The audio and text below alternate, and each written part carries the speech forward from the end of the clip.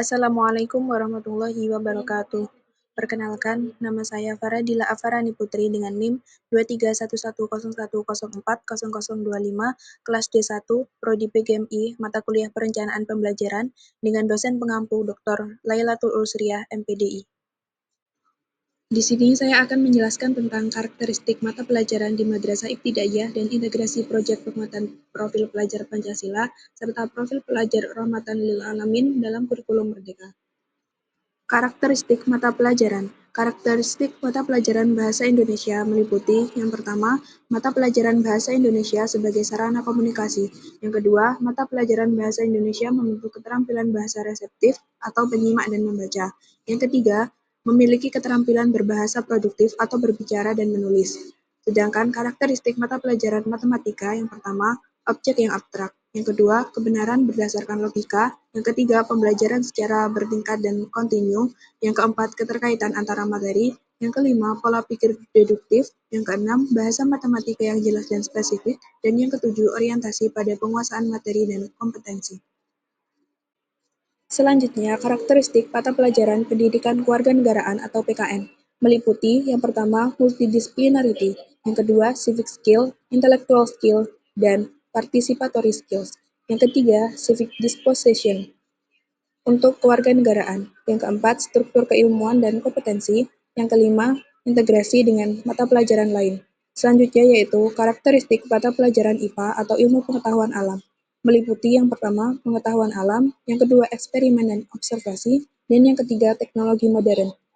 Dan yang terakhir, karakteristik mata pelajaran IPS atau ilmu pengetahuan sosial. Yang pertama, IPS mengkaji seperangkat peristiwa, realita, konsep, dan generalisasi yang berkaitan dengan isu sosial. Yang kedua, IPS dirancang untuk mengembangkan pengetahuan, pemahaman, dan kemampuan analisis terhadap kondisi sosial masyarakat.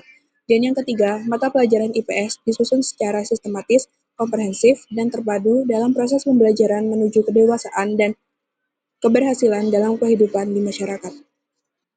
Konsep P5 pada kurikulum Merdeka. Proyek penguatan profil pelajar Pancasila atau P5 merupakan salah satu bentuk implementasi dari kurikulum Merdeka yang berfokus pada pembentukan karakter dan penguatan nilai-nilai Pancasila pada peserta didik. P5 dirancang untuk membentuk profil pelajar Pancasila yang beriman, bertakwa, dan berakhlak mulia, berkebinekaan global, bergotong royong, mandiri, bernalar kritis, dan kreatif. Hubungan P5 pada kurikulum Merdeka. Hubungan konsep P5 dengan kurikulum Merdeka yang pertama, pembelajaran kontekstual dan berbasis proyek pengembangan keterampilan abad 21. Yang kedua, pendidikan yang fleksibel dan personal. Dan yang ketiga, integrasi antar mata pelajaran. Faktor pendukung dan penghambat dalam mengimplementasikan P5 pada kurikulum Merdeka. Faktor pendukungnya yang pertama, partisipasi guru dan sekolah dalam pengembangan kurikulum. Yang kedua, peningkatan kualifikasi guru. Yang ketiga, penyediaan materi pendidikan yang relevan. Yang keempat, evaluasi dan perbaikan berkelanjutan. Selanjutnya, faktor penghambat. Yang pertama, karakter peserta didik yang berbeda. Yang kedua, kurangnya pemahaman. Yang ketiga, tentang profil pelajar Pancasila. Dan yang keempat, kurangnya fasilitator atau guru pendamping. Hubungan PPRA pada kurikulum Merdeka.